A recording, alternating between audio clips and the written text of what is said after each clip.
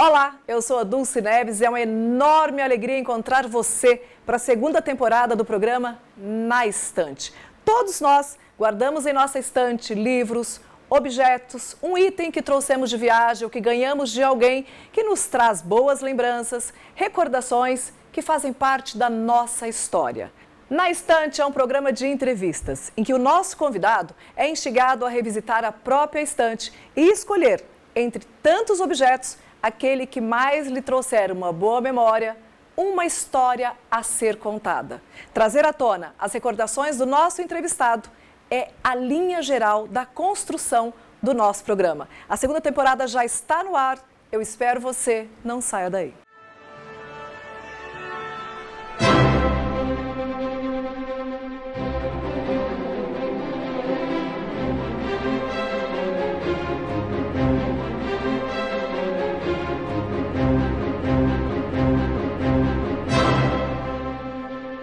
O meu entrevistado de hoje é uma pessoa que teve desde muito cedo o destino traçado profundamente pelas artes cênicas. Começou lá em 1982, ainda no Teatro Amador. Com mais de 40 anos de profissão, ele nos presenteia ainda hoje com muito talento, com muita alegria e um profissionalismo que encanta qualquer um de nós. Com muita alegria eu converso com José Maurício Canho, ator, arte educador, professor, um genial amigo. Prazer te receber aqui, Zé. Prazer é meu. Sempre é uma alegria estar aqui com você.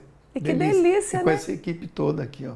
Deliciosa. Uma turma boa, né? Boa. É com a boa equipe que a gente faz um bom trabalho. Bom trabalho, é isso né? Mesmo, é isso mesmo. Zé, bem-vindo, né? A gente se encontrou já há alguns anos. Sim. Para um bate-papo aqui mesmo, nesse espaço. Sim. Como foi para você escolher lá na sua estante, a física e a estante da vida, escolher 3 itens para nortear o nosso bate-papo? Então, o livro foi mais fácil, porque eu estou lendo agora. Então, eu quis trazer uma coisa atual. Mas as outras 2 coisas foram complicadas. Inclusive, teve um dia que me telefonaram e falaram, então, você escolheu os objetos? Eu falei, não, ainda não escolhi não, porque eu tenho muita coisa, e todas elas são muito significativas.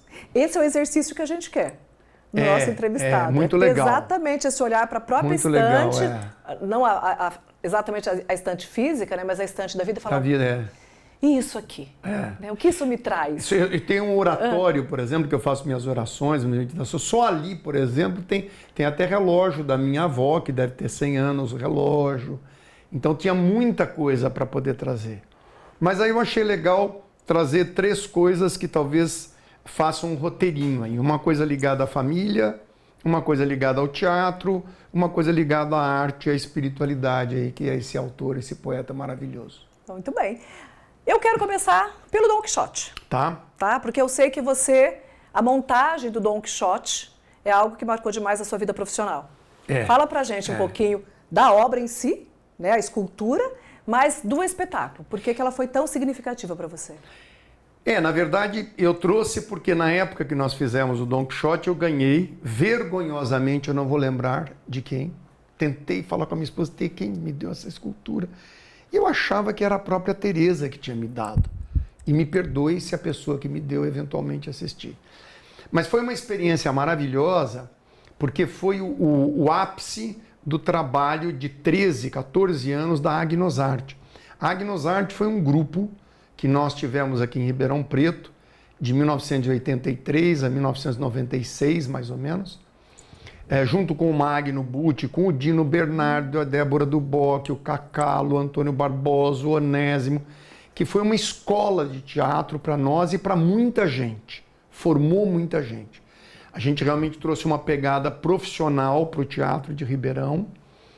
E o último espetáculo que a gente montou, depois de muitos espetáculos, foi o Dom Quixote. O Dom Quixote foi uma experiência para mim única, porque foi a primeira vez que eu escrevi uma peça de teatro. Então o Magno propôs que os atores começassem a escrever adaptações e eu me sentei uma tarde, me lembro que sempre era na tarde de quinta-feira, e eu comecei a escrever os primeiros capítulos do Dom Quixote e de repente eu tinha escrito 30, 40 páginas.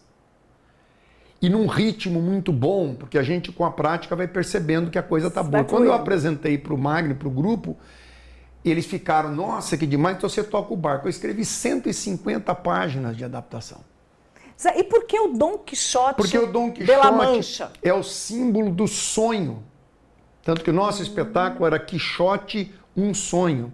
Então, para nós, enquanto artistas, era a figura que naquele momento catalisava a coisa do ser sonhador, do continuar sonhando.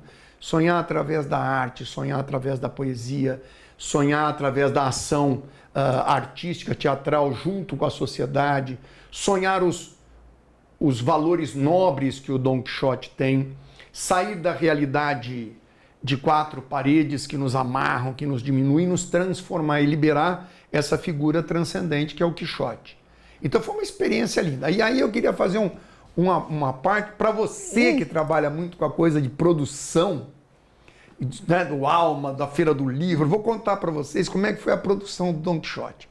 Na época que a gente fez, não tinha essa coisa de Lei Rouanet, de PROAC, de apoio. Não De existia. incentivos, foi na raça ali. Não existia. Então como é que a gente fazia naquela época? Primeiro, o artista sonhava, ele tinha um desejo. Vamos montar o Dom Quixote. Começávamos a montar.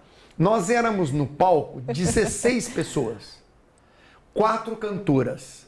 A Cristina Emboava fazia a parte musical. Olha, Cris, que legal. Nós criamos toda a trilha sonora. Eu fazia a letra, a Cristina fazia a música.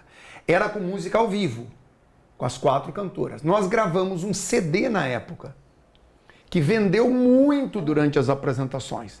Nós tínhamos mais de 60 figurinos no espetáculo. Sabe como é que a gente bancou isso? Essa era a minha pergunta agora. A gente bancou fazendo uma cooperativa entre nós. Todo mundo dava uma grana por mês para bancar Fizeram a produção caixa. básica. Fizemos a produção básica e em menos de um ano nós fizemos mais de 50 apresentações do espetáculo e pagamos toda a produção. Ô Zé, essa montagem foi feita em Ribeirão? Em Ribeirão Preto. E aí você itinerou ou não? Aí a gente fez a região. fundamentalmente em Ribeirão Preto e na região. Em Ribeirão Preto foram para mais de 5, 6 mil pessoas em 1996. Que maravilhoso. Sempre com maravilhoso. bilheteria, Sim. sempre aberto. Então, e eu falo isso para os atores novos, para os artistas novos. Legal a coisa do PROAC, legal a coisa das leis de incentivo, realmente muito legal, mas não fiquem dependendo só da aprovação de uma figura lá de Brasília, se ele vai aprovar o teu projeto ou não. Porque pode não aprovar. Pode. Né? E se você sonha, vai atrás. Faz, dá a cara, faz bilheteria, se endivida. Como diz o Ariano Suassuna, é o sonho que leva a gente Não é? pra frente. Não é? Não é? Tem que sonhar E por isso primeiro. que a gente fez o Quixote. Ô Zé, e você começou no teatro muito jovenzinho. Você tinha quantos anos? Você era menino. Eu comecei no teatro amador. No teatro amador, Antes sim. do teatro amador, eu fiz teatro na igreja, que era foi uma experiência linda. A gente fez um espetáculo chamado Maranata, Maranata. na década de 1970. Na época da Casa de Cristo. Da Casa de a famosa Cristo, Casa de Cristo. que foi uma releitura de um filme lindo, quem puder assistir, chamava Godspell. Um musical da Broadway, que se passava no Central Park. Eles fizeram um filme lindo sobre os evangelhos, com uma pegada toda pop. Ficou super conhecido. E nós fizemos a releitura, traduzimos as músicas e fizemos esse espetáculo. E nós apresentamos esse espetáculo por mais de 4 anos. Viajamos para o sul inteiro, fizemos a região toda. Você sabe que eu ouço tantos amigos teus falarem exatamente desse espetáculo, e aí, vamos lá, né? O Baúzo, a Lu, O Baúzo participava, o Marcos Landel, Isso. a Maura, Isso, né? isso. Todo o pessoal Todos. ali dessa época da Casa de Cristo, né? Foi lindo. Tem um filme vindo aí, tá sendo lançado, ou foi lançado agora nos Estados Unidos, ainda não está previsto o lançamento no Brasil, exatamente que conta a história a partir do gospel, exatamente. Do gospel. Exatamente. Que foi uma coisa linda, linda, linda, linda. Aí depois eu fui fazer teatro amador. Quer dizer, já era, né? Mas tinha uma pegada da igreja. Época que era muito difícil, sobretudo para um jovem, né? Essa coisa do universo artístico, né? Quantos em Ribeirão desafios, Preto tinham grupos amadores, tinha festival de teatro amador, que era muito bacana, que aliás quem capitaneava os festivais de teatro amadores na época era o Antônio Palocci, pai, que era o diretor de cultura. Que foi secretário de cultura, né? Diretor de cultura, uma figura ligada às artes, maravilhosa, que premiava os atores, tinha festival, tinha disputa. Não, ele era um entusiasta, né? Mas fez muita coisa. Né?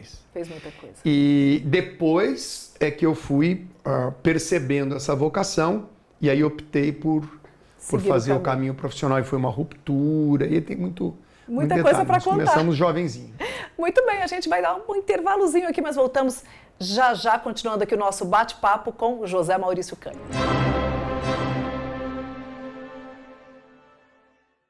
Bom, eu quero mandar um super beijo para Raquel Bossa, para o Cris Rosini, do Casa de Beleza, nosso parceiro aqui na estante, né, fazendo meu cabelo, minha maquiagem, me deixando mais bonita, né, Zé?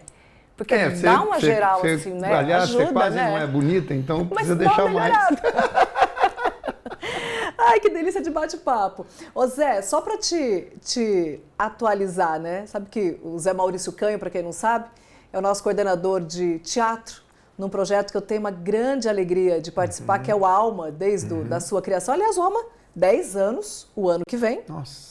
Então, a gente está se preparando para já comemorar esses 10 anos. Tem que fazer uma comemoração. Entre essas coisas, que tal a gente fazer um Dom Quixote ali com Marisol, com não sei o quê? É um desafio? Topa revisitar isso? Eu estou sabendo já que está rolando alguma coisa aí conversa, do Quixote com a Marisol. Que já tem aí um caminho que eu acho que vai rolar. Um passarinho de barba e sem cabelo me contou já alguma coisa. E eu fiquei muito feliz, acho muito lindo. Então, muito lindo. Vamos já dizer... Fora o talento da Marisol, que enfim, né? Não, a moçada é demais, né? Ô Zé, falando de talento, até pra gente depois partir aqui para falar um pouco de família, como é hoje, como foi essa... porque você é um precursor, né? Você é um cara que levou o teatro escola. Aqui em Ribeirão, aqui em Ribeirão Preto. E como foi esse início, lá, sei lá, quanto tempo? 40 anos? 40 anos. Há 40 anos. E como é hoje na construção integral mesmo do aluno? É muito bacana essa tua pergunta, é uma coisa que me toca muito, porque eu tenho um lado artístico, mas eu tenho um lado professor, um lado educador muito forte. Para mim, as duas coisas sempre caminharam muito juntas. São indissociáveis, né? São indissociáveis. O teatro, para mim, em qualquer instância, ele é um instrumento de formação humana, no melhor sentido da palavra. A arte, para mim, ela é estruturante. Isso já é uma mensagem para os jovens, não é dissociativa. A arte não tem nada a ver com loucura, delírio, não é a nossa praia. A arte é uma coisa séria, que exige muita dedicação, muita disciplina, muito estudo, muita formação, mas que libera realmente o humano para aquilo que há de melhor. Então, eu comecei a fazer esse trabalho na década de 1980. Me lembro que na época o Magno fez uma tese de mestrado na ECA, na USP, falando exatamente da ausência do teatro e educação em Ribeirão Preto. E nós começamos com um espaço cultural na Rua São José, mas logo em seguida o Kika, que era um professor de filosofia, ainda é professor, me convidou para fazer um trabalho no ângulo antigo, lá embaixo. Eu comecei esse trabalho com os alunos e começou a dar muito resultado, e eu recolho até hoje muitos retornos maravilhosos das pessoas que fizeram naquela época. Agora, em 2020, um grupo chamado SLOC, que era daquela época, formou um grupo no WhatsApp, nos reunimos todos, eles trazendo todas as vivências de quase 40 anos atrás, da importância que foi, da formação, do que mudou na vida, enfim, recebo muito isso. É muito agradável para mim. E daí se abriu esse caminho e a gente começou a trabalhar em várias escolas. Então, eu trabalhei em muitas escolas, trabalhando com muitos alunos, e ainda hoje eu trabalho em várias escolas, com mais ou menos 130, 140 alunos por semana, em 10 grupos que eu coordeno atualmente, de 6º ano a 3º ano do ensino médio, e isso se desdobrou em outras coisas. Trabalho na pós-graduação da FEA, fazendo dinâmicas com o pessoal que faz MBA, apareceu o Projeto Alma, que tem uma outra pegada, porque aqui é profissionalizante, então a gente também trabalha com o Jober com H. E o meu caminho foi um caminho vocacional. E o que eu aprendi nesses 40 anos, Dulce? Que 95% das pessoas que fazem teatro nessa idade não seguem o caminho artístico. Eles fazem teatro por causa de outras coisas. Timidez. Superação da timidez, colocar para fora os seus desejos, os seus sonhos, conseguir expressar suas emotividades e os seus conflitos, aprender a trabalhar em grupo, em equipe, desenvolver a sua criatividade, aprender a fala, que é uma coisa muito importante para qualquer caminho, desenvolvimento do senso estético, quem vai fazer arquitetura, arte gráfica, né, que precisa muito disso. Então, os alunos, eles experimentam no teatro uma complementação da formação humana deles, que dentro da sala de aula eles não conseguem ter. Sim, então, o teatro sim. entra como um instrumento, não como um fim. No Alma, a pegada é outra, porque no Alma quem está lá está querendo se profissionalizar. Então, o teatro é um fim. Mas mesmo assim a gente percebe que vários não conseguem se profissionalizar, porque o espaço é muito difícil para isso, no Brasil até hoje, mas ajuda muito na formação humana desses jovens. Né? Trabalha do cidadão muito que ele vai se tornar, né? Da pessoa do que ele vai se cidadão, tornar. do autoconhecimento, da autodescoberta, da superação das suas questões, da afirmação da sua pessoa. O teatro é um instrumento poderosíssimo. Zé, você falou várias vezes de construção humana. Isso. Né?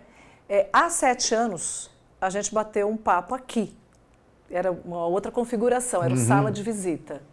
E nós falávamos exatamente disso. Isso. Do momento em que estávamos vivendo lá, né? Desse esfriamento humano. 7 anos depois, eu quero te relembrar dessa entrevista, então, por favor, mostra aí para o Zé. Prazer te receber aqui. Prazer é meu. Nesse programa que para a gente é um programa muito especial, né? Momento em que todo mundo está assim, com o coração parece que do lado de fora do corpo, não é, Zé? Eu acho que a gente vive um momento muito delicado, né?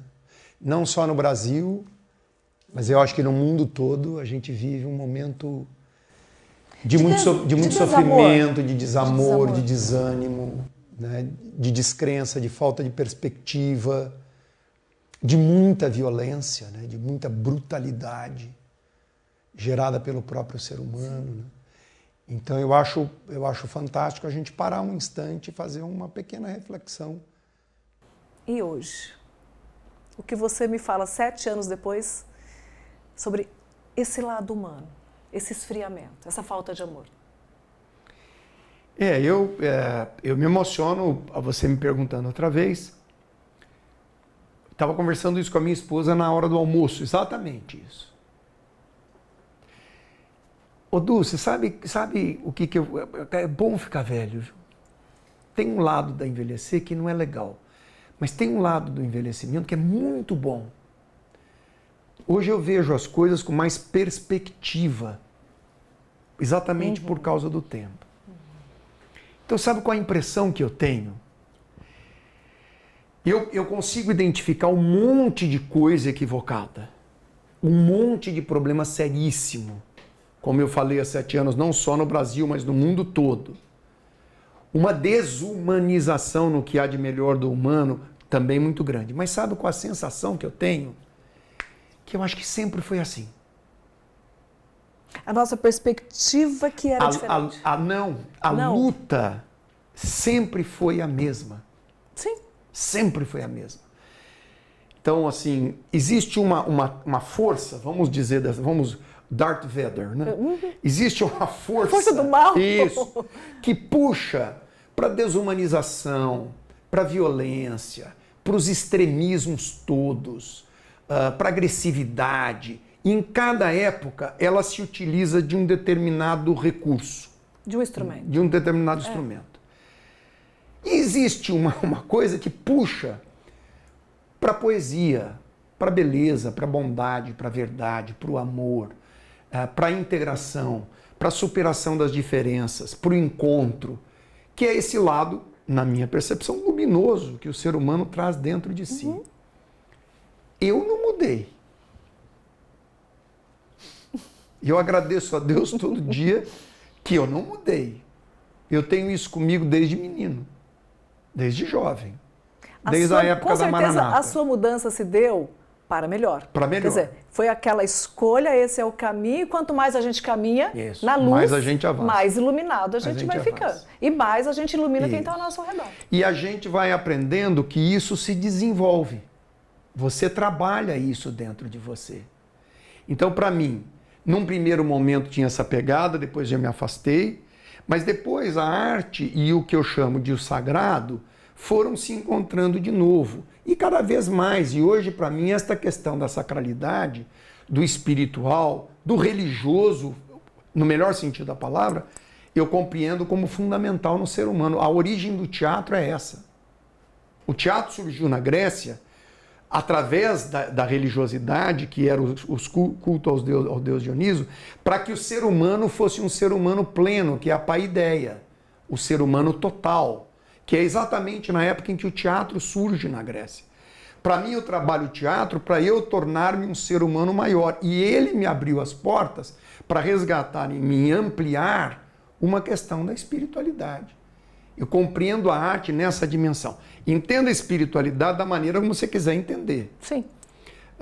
Mas para algo que me expande. Me expande para quê? Para o amor, para o encontro, para a troca, para aprender o que há de melhor, para a bondade, para a paz, para a beleza. A gente trabalha com a arte. O belo é o ápice, né, das coisas. Então, eu sinto que essa sempre foi a luta. E se talvez daqui 10 anos eu tiver de novo, a gente vai estar vivendo outras pegadas negativas, mas eu sinto que... Vamos estar nessa mesma luta. Com certeza. Nessa mesma luta. Com certeza. Com certeza. Não muda. Eu espero que na hora que eu estiver morrendo, eu ainda esteja falando, é por aí. O caminho é esse. Essa é a minha ideia, é o que eu mais peço, para não perder isso. Né? Bom, olha, tá uma delícia um bate-papo aqui com o Zé Maurício Canha. A gente volta daqui a pouquinho, porque a gente vai falar de família e religiosidade. A gente volta já.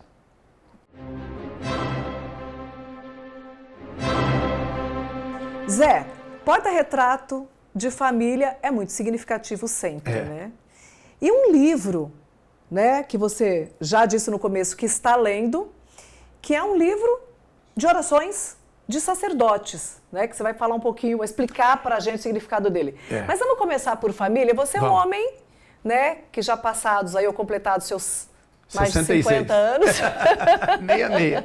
Agora é 16, aí, parabéns. Você é um homem que não teve seus filhos biológicos, mas tem uma enorme quantidade de filhos adotivos que são exatamente os seus alunos. Muitos. Você é um homem de várias famílias e eu sei isso. Eu faço parte de uma dessas suas famílias, mesmo, isso mesmo. Né, dessa irmandade. Como é essa construção humana de família consanguínea, mas também a família do mundo para você? Então, mais uma vez é emocionante, porque eu, na minha percepção, na minha história, eu percebo que as bases da minha estrutura que desenvolveram várias famílias estão nessa família. E vamos família apresentar, que eu tive. Vamos apresentar essa família? Vamos apresentar essa família. Vamos lá. Bom, a sua mãe... Mamãe. Mulher linda, hein? Linda. E eu queria fazer um parênteses aqui. Para as gerações atuais, que tem a coisa da mulher, da liberação da mulher, etc, etc, etc. A mamãe é de uma outra geração, né? Em que a mulher servia a casa, né? Que a mulher era mãe, e que o homem que era o macho da família, etc. Tal. Só que a minha mãe teve 5 filhos. O último deles nasceu com síndrome de Down em 1959. Que é o bebezinho aqui, que é o Ricardo. O Ricardo. Quando, Zé? 1959. 59. E aí a gente faz um parênteses. Quando ele nasceu, os médicos demoraram 6 meses para identificar. E o papai e a mamãe entraram em parafuso. Claro, imagina. Porque não existia nenhuma informação a respeito. E a mamãe chorava em casa, conta-nos a tia.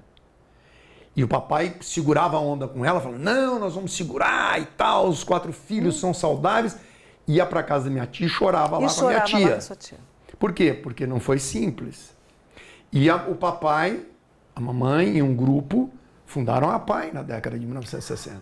É mesmo? Por causa do Ricardo. dos filhos dessa geração. O Ricardo era um. Olha. Papai foi presidente da PAI por 10 anos. Eles que trouxeram essa primeira consciência e essa integração. Então hoje se fala de como é que chama? Acolhimento, Não, de inserção. De inclusão. De inclusão. A gente, para nós, a inclusão sempre foi uma coisa absolutamente natural. Naturalíssima. A gente ouve histórias, ou sabe de histórias daquela época, em que as famílias escondiam os seus filhos excepcionais, seus filhos com síndrome de Down. Era uma coisa que a gente não compreendia também, né? E o Rico veio com essa missão, né? Veio com essa missão, com certeza. Era um anjo, literalmente. Todas as pessoas que se relacionaram com ele têm essa sensação. Eu tenho uma memória com o Ricardo que é uma coisa assim, que foi muito marcante para mim, você vai lembrar. Nós estávamos saindo do shopping, eu e meu marido, o Abranche. Você estava chegando com ele, com o Ricardo, de bracinho dado. Ele não nos conhecia, mas ele imediatamente ele já veio, abraçou, ele abraçava todo mundo. Uma paixão, amor puro. Ele distribuía amor puro. E ele, oi, como vai? Você está bem? E aquele abraço, uma coisa de pura energia, pura luz. E naquele dia, você lembra o que vocês estavam indo fazer no shopping? Eu perguntei para ele. Eu falei, você está vindo passear no shopping? Ele respondeu, eu estou indo assistir o Pica-Pau. Vocês estavam indo ao cinema assistir o Pica-Pau, você lembra? Ele adorava. Era impressionante, né? O Zé, e ele viveu muito viveu tempo, até né? os 62 anos, que é uma coisa raríssima pro Down. Ele fazia, todo mundo conhecia o Ricardo, ele fazia natação na recreativa todos os dias sozinho, 1000 metros de piscina por dia. Olha. Ia de táxi, voltava de táxi. Olha. Se alfabetizou, tocava violão, enfim. A geração dele foi uma geração precursora. Então, só esse exemplo na minha casa... Sim, né? Nessa época. E a mamãe, além disto, eu completo aqui da mamãe, ela trabalhava fora. Ela foi chefe de seção da Secretaria da Fazenda Estadual, período integral. Meninas de hoje. Super mulher, Meninas de hoje. E o papai viajava. 30 dias. Tanto que a ausência dele nessa foto se dá, porque provavelmente foi uma foto feita mandada para ele. Então ela estruturava a casa, cuidava dos filhos, trabalhava fora e tocava o Ricardo. Meu Deus. Numa geração em que as mulheres não eram, entendeu? Como se chamava sua mãe? Francisca, Chiquinha. Dona Chiquinha. E o seu pai era Hugo? Hugo. Esse é o seu irmão mais velho? Não, a minha irmã mais velha é a Carmen. Ah, Carmen. A Carmen é a mais velha. Carmen foi minha professora, gente. Maravilhosa. Uma a Carmen é a mais escritora. velha. Depois o Hugo. A Carolina. E eu aqui fazendo careta. Não, já sendo artista aqui, fazendo né? micagem. Exatamente. Zé, então essa estrutura me veio, Dulce, dessa estrutura familiar. É lógico que a gente identifica falhas, carências, problemas, como todas as famílias tiveram e têm. Mas eles nos deram bases em todos os sentidos. Base de respeito humano, base de afetividade, base de estrutura, horário, estudo, saúde, educação, relação com os parentes, relação com os amigos, enfim, toda a estrutura fundamental eu adquiri. A base estruturante vocês tiveram. Foi, com certeza.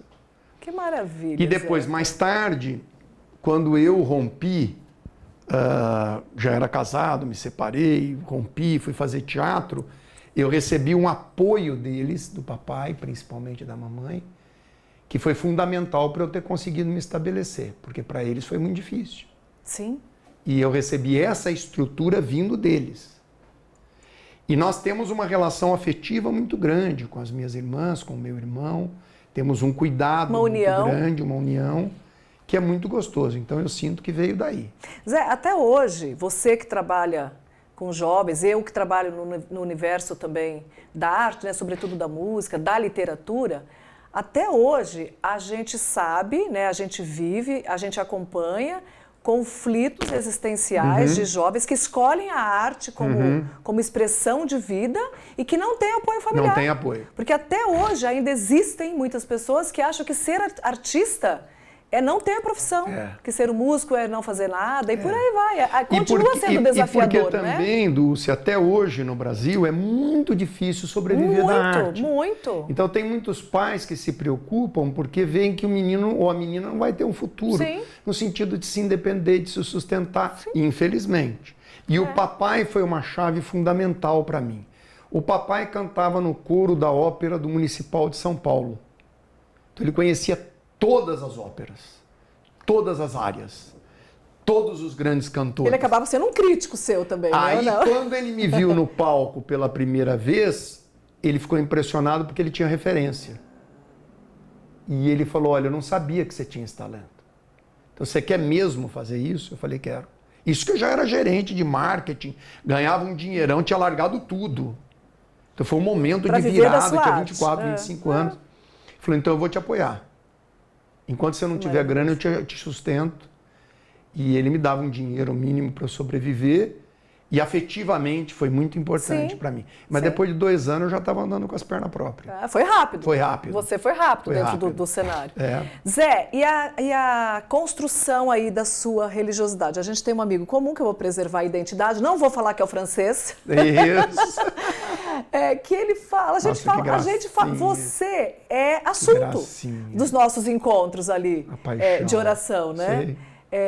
E a fala do francês sobre você é assim, o Zé é um homem que anda sobre as águas. E aí ele conta a história, né? De que ele realmente te viu. Nós fomos numa pousada. Roca Porena. Que a gente vai E ele disse que o Zé desapareceu. Eu vou contar essa história rapidinho. O Zé sumiu. E aí foram procurar o Zé e de repente ele vê você, literalmente, ali andando. Claro, né, gente? Era raso, tá? O Zé não tá ainda. Riacho que tem lá, delicioso. Literalmente num processo realmente de entrega.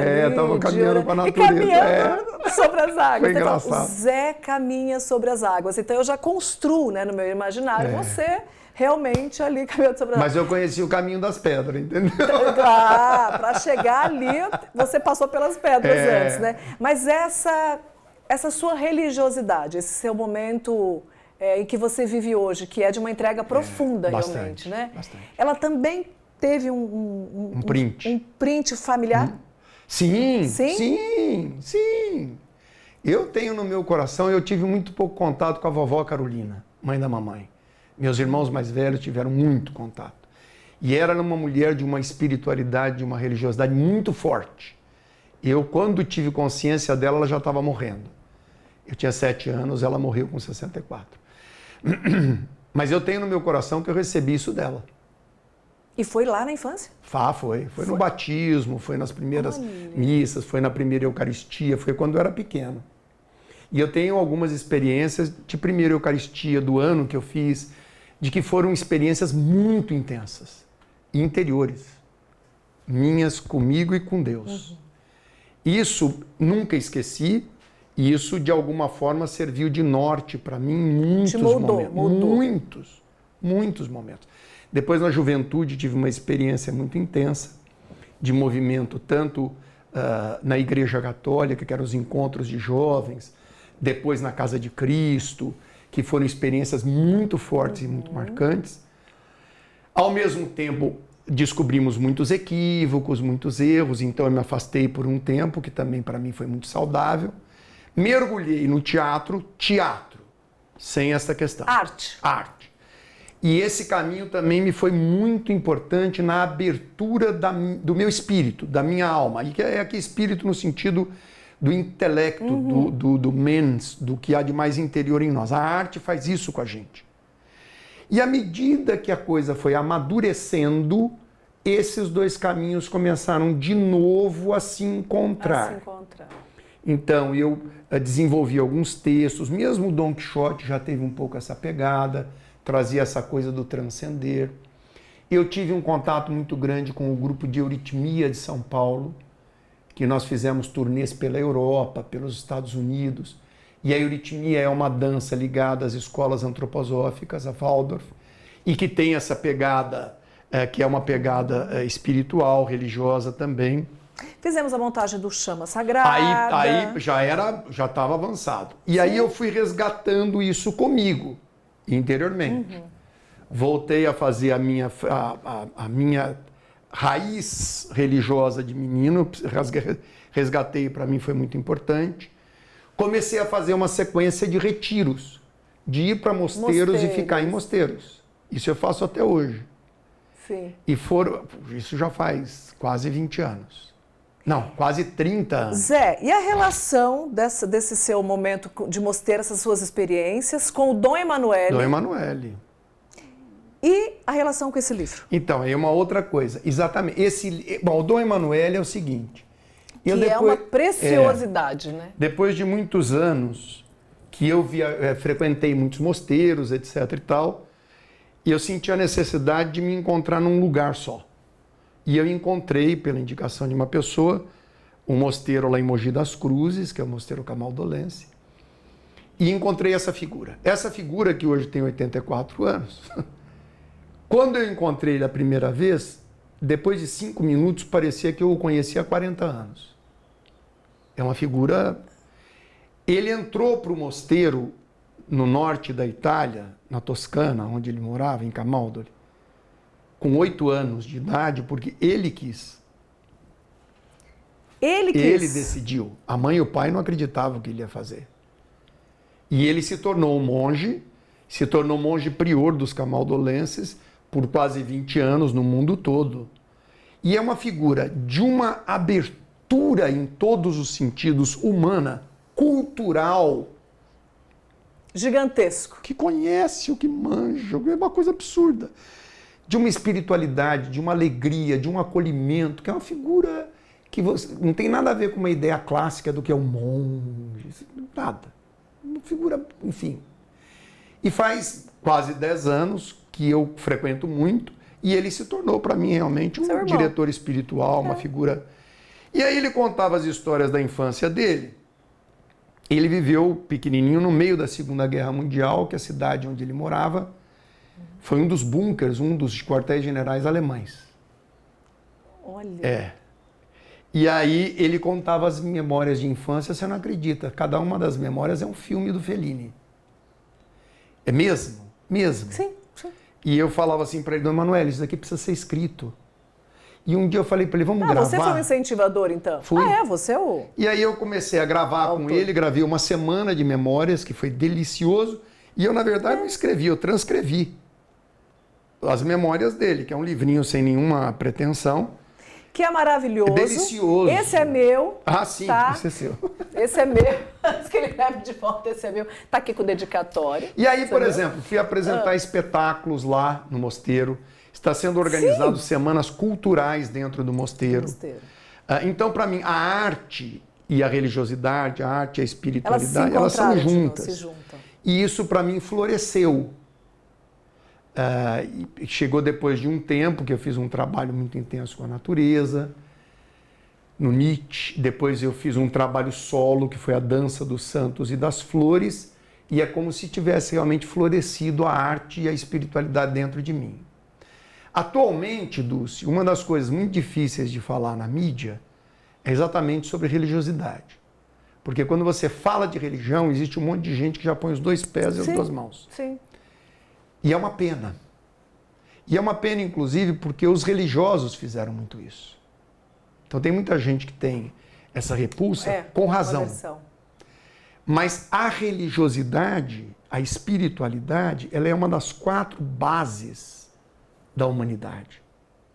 Você tem a ciência, você tem a filosofia, você tem as artes e você tem a religiosidade. Se você tirar uma dessas 4, o ser humano não é o ser humano.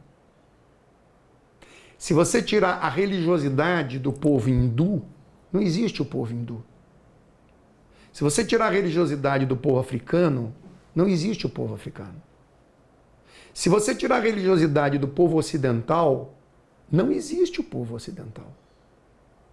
O cristianismo, que é muito criticado, e com muita razão, se você tirar o cristianismo da história ocidental e parte da história oriental, não sobra nada. Nada. Música, literatura, poesia, arquitetura, filosofia, as universidades. Sim. Tudo está baseado nisso, é o que há de melhor. Mas normalmente se pega o que há de pior da religiosidade e fica-se apenas nisso. E fica divulgando aquilo, né? E aí eu jogo fora a água suja da bacia junto com o bebê. Você conhece essa expressão? Então, tem que se jogar toda a água suja fora, mas tem que se manter a vida, o bebê, o que é importante. Então, para mim, a arte e a espiritualidade não são em nada conflituosas. Pelo contrário, são muito saudáveis. Me estruturou e me estrutura muito. Né? Então, eu não tenho nenhum problema. E essa figura aqui, dá licença.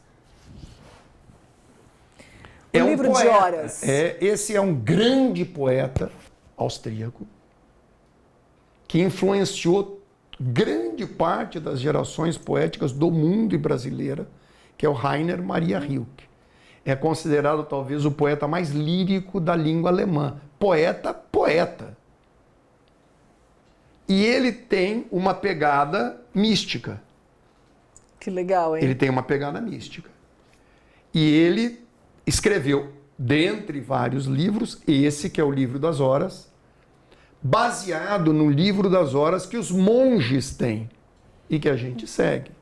Então ele faz uma série de poemas muito complexos, muito líricos, de uma poesia elevadíssima, mas tratando da questão do transcendente da espiritualidade.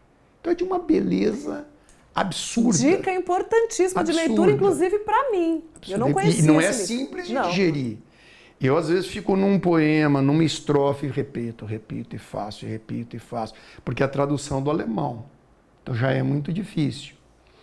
E é assim, influenciou, a Cecília Meirelles traduziu ele, o Manuel Bandeira traduziu ele, porque ele é referência para o século XX inteiro.